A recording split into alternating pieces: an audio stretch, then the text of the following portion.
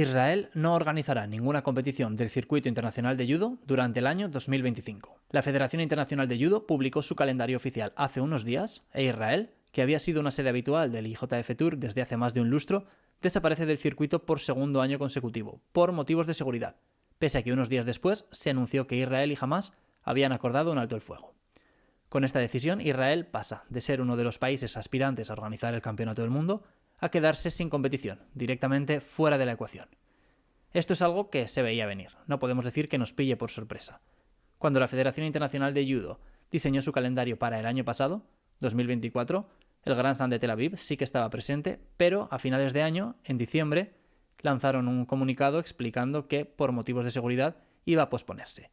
Esta competición quedó en el calendario, pero quedó sin fecha asignada, ¿no? Ponía al lado por determinar, esperando un poquito a ver si se calmaban las aguas, y como eso nunca sucedió, pues la competición terminó por no disputarse.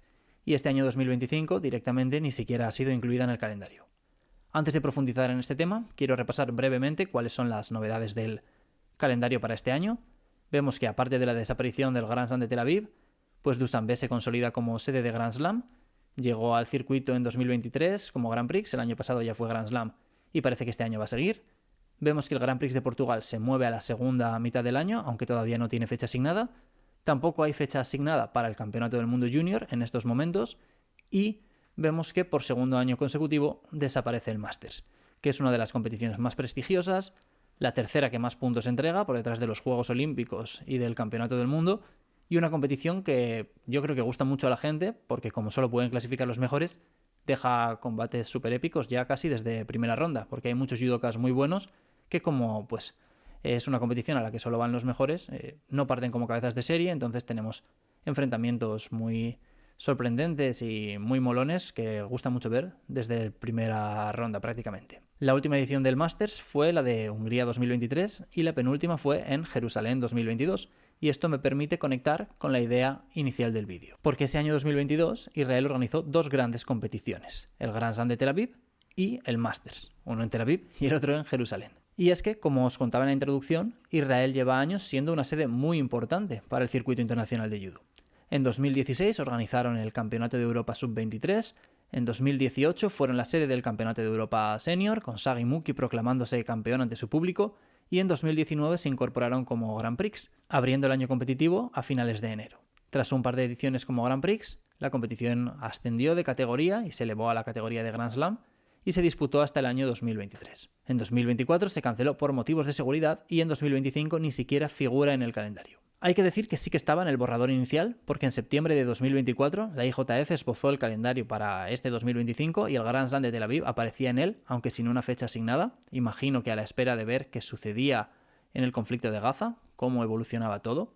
Este no es un canal de geopolítica y es muy complicado explicar todo lo que está ocurriendo sin extenderse demasiado y sin cometer imprecisiones, sin omitir información importante. Pero bueno, a modo de contexto, apuntar que esta es una zona tradicionalmente conflictiva, donde siempre ha habido tensión, más o menos elevada en función de los acontecimientos, pero siempre ha habido tensión. Y aunque ya os digo que siempre ha sido una zona tensa, desde el 7 de octubre de 2023 esa tensión se acentuó, porque estalló un nuevo microconflicto dentro del macroconflicto general que lleva, pues muchísimo tiempo castigando la zona. Militantes palestinos de distintas organizaciones atacaron Israel desde la franja de Gaza. Como os digo, este microconflicto comenzó aquí, pero forma parte de un conflicto más grande que es imposible comprender sin estudiar lo que ha ocurrido durante los años anteriores. Israel respondió a ese ataque con uno de los bombardeos más letales de los últimos tiempos. El ataque inicial de Hamás causó cientos de bajas. La respuesta de Israel causó miles de pérdidas. Todavía hay israelíes desaparecidos, secuestrados. Bueno, no quiero profundizar más porque seguro que acabo dejándome algún dato importante y es un conflicto demasiado complejo para abordarlo, pero sí que quería mencionarlo porque es importante entender cuál es la razón por la que el Grand Slam de Tel Aviv no se disputa. No es la primera vez que una competición internacional de judo se cancela. A lo largo de los últimos años hemos visto varias sedes desaparecer del circuito IJF por distintos motivos: competiciones suspendidas, competiciones aplazadas, motivos de seguridad, sanciones de otro tipo, razones económicas. El Grand Slam de Düsseldorf, por ejemplo, fue cancelado por razones económicas en 2022. A raíz de la crisis sanitaria de 2020 se limitó el número de asistentes que podía acceder a una competición como público También cayó el número de participantes que acudía de media a las competiciones, por lo que se canceló el training camp posterior a ese Grand Slam, y por todo esto la Federación Alemana entendió que iba a ser deficitario organizar esta competición y decidieron renunciar a ella. En 2022, cuando estalló el conflicto entre Rusia y Ucrania, se cancelaron todas las competiciones que iban a celebrarse en Rusia, que todavía no se han reincorporado como sede, y bueno, de hecho sus judokas, como los bielorrusos, siguen compitiendo como atletas individuales neutrales. Pero este conflicto también afectó a otras competiciones, pues el Grand Slam de Tiflis fue trasladado del último fin de semana de marzo al primer fin de semana de junio, por la cercanía de la sede con la zona del conflicto. Aunque finalmente esta sí que pudo celebrarse, hubo muy poquita participación, apenas 278 competidores, porque un par de semanas después arrancaba el ciclo olímpico con el Grand Slam de Ulan Bator. Pero bueno, fue una competición muy guay, pese a la baja participación.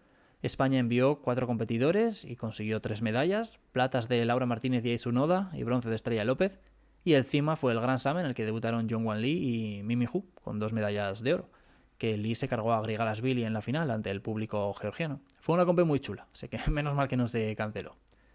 Por supuesto, a raíz de la crisis sanitaria de 2020 se cancelaron muchas competiciones, incluso se aplazaron los Juegos Olímpicos.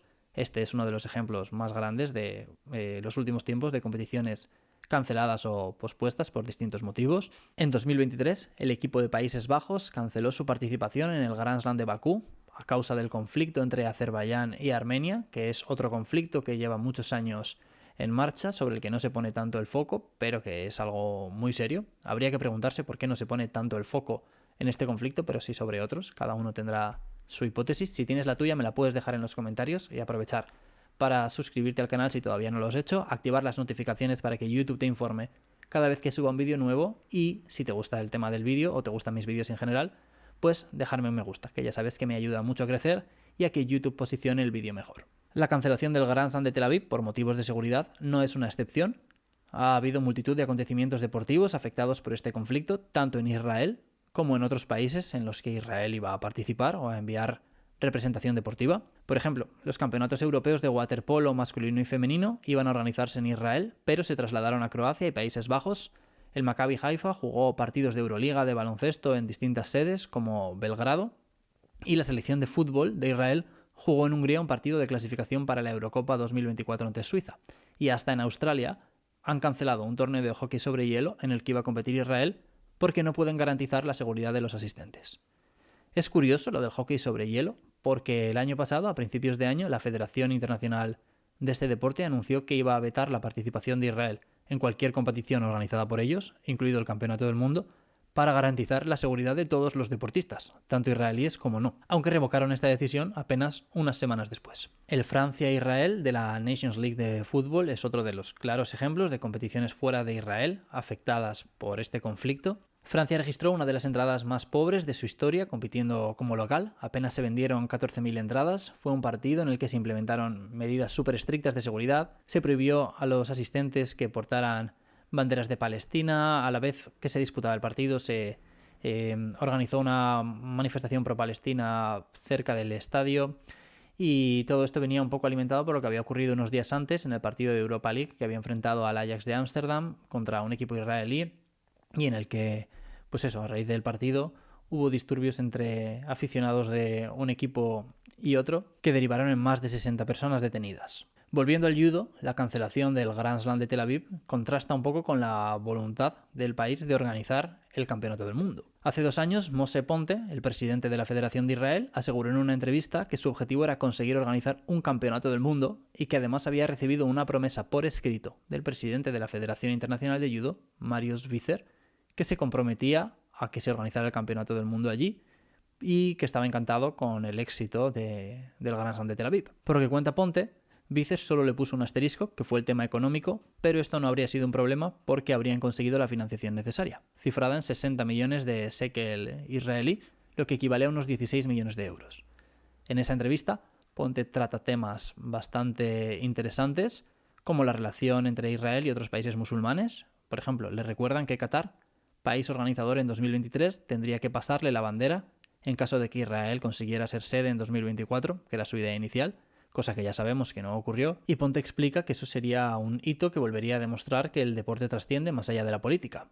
Le preguntan también sobre la posibilidad de que representantes de Kuwait o el Líbano compitan en Israel, porque son países sin relaciones diplomáticas con este país, y Ponte añade que Benjamin Netanyahu, que es el primer ministro de Israel, le prometió que no habría ningún problema de acceso para nadie. Es un tema importante, aunque a lo mejor no lo parezca, porque la integración de Israel en el judo siempre ha sido bastante complicada.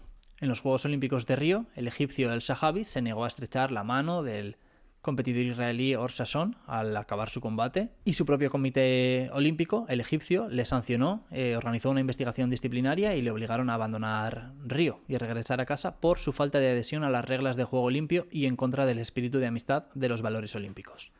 Todos conocemos la historia de Said Molay, que tuvo que abandonar Irán porque se negó a tener que renunciar a competir contra rivales de Israel, especialmente Sagi Muki. Hace unos años el Grand Slam de Abu Dhabi y el Grand Prix de Túnez peligraron si no podían garantizar un tratamiento igualitario al equipo israelí, después de que en ediciones anteriores del Grand Slam de Abu Dhabi los israelíes no hubieran podido lucir ni banderas ni símbolos nacionales. Y a nivel individual, pues seguimos viendo a muchos judokas que niegan el saludo a los israelíes. El año pasado en el Grand Slam de Tiflis, el uzbeko Murtozoev le negó el saludo a Sagi Muki, que se retiró del tatami, señalándose la bandera de Israel. Emo Mali también tuvo ese gesto o ese desplante con Smailov, y hay más ejemplos. Aunque los deportistas israelíes también han agitado la polémica desde su lado. Durante una estancia en Tokio, pues algunos de los competidores del equipo masculino, como Muki, Smailov y Palchik, irrumpieron en una manifestación a favor de Palestina para charlar con los manifestantes, y este último, Palchik, abanderado de Israel en los Juegos Olímpicos de París, fue noticia porque, según cuentan muchos medios, firmó unos proyectiles que iban a ser utilizados para atacar la zona de Gaza. Volvemos a lo que os comentaba hace un rato. Es una zona históricamente conflictiva, donde siempre ha habido tensión, sea más alta o más baja, y es evidente que, pese a los esfuerzos de algunos por separar política y deporte, hasta este momento la cosa no ha funcionado. O sea, no ha sido posible. Por lo menos, pues, no en la actualidad, no sabemos qué pasará más adelante, pero es un conflicto que trasciende la política, que trasciende la religión y que se filtra en todos los aspectos de la vida, incluido el deporte. Hay acercamientos como la amistad entre el iraní Said Molay y el israelí Sagi Muki, o el combate entre el israelí Hershko y Al-Qahtani, representante de Arabia Saudí, en los Juegos Olímpicos de Tokio, pero vemos que el día en que este conflicto acabe está muy lejos, y yo creo que el día en el que este conflicto ya no solo acabe, sino que deje de afectar al deporte, también parece bastante lejano. Por cierto, entre todos estos casos que se han dado a lo largo de los últimos años, hay uno que me llama especialmente la atención.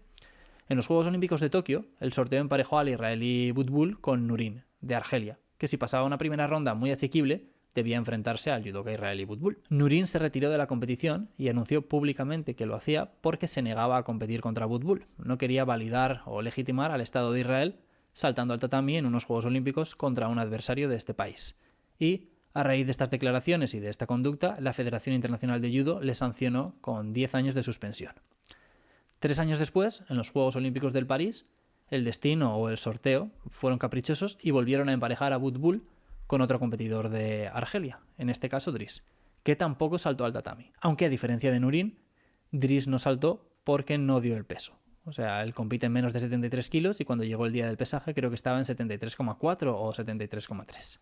Entonces, el efecto fue el mismo, pero las consecuencias no lo fueron. Mucha gente piensa que lo hizo adrede, pero no ha sido posible demostrarlo. Y de hecho la Federación Internacional de Judo no le ha sancionado y él va a participar en el Grand Slam de París dentro de unas semanas. Si quieres conocer más acerca de esta historia, te lo cuento todo en el vídeo que te dejo a continuación.